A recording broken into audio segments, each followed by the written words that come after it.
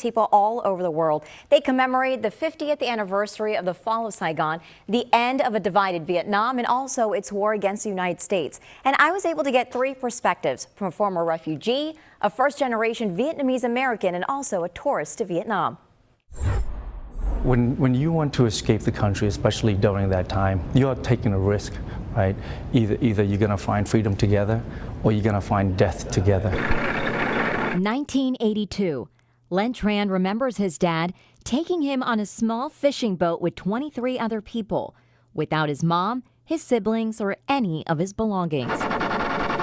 From Vietnam, they set out to find freedom, braving the South China Sea. It was extremely hard also being 21 days floating in the middle of the ocean, going nowhere.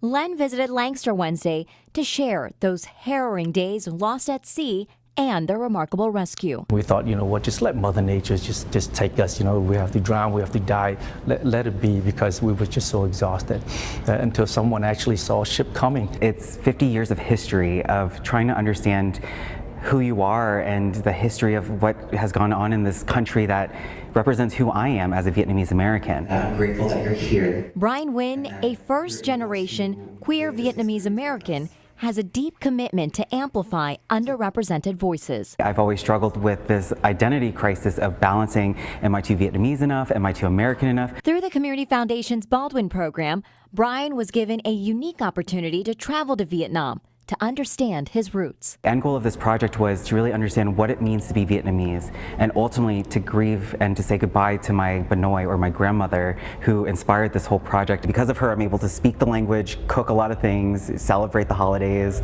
I'm not superstitious, I'm just a little stitious. So because of her, I still keep some of the traditions. Travel is a wonderful thing if we have the opportunity. Traditions that Daryl Snyder appreciates. I sat in a boat much like this, and where the reeds are closing in on you.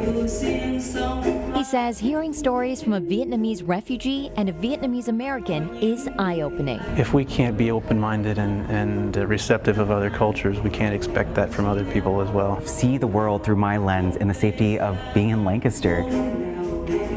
I'm doing this because of my children. Because I want them to understand us as an immigrant, we sacrifice our lives to come here to build a better life. And I don't want my kids or the future generation to take life for granted.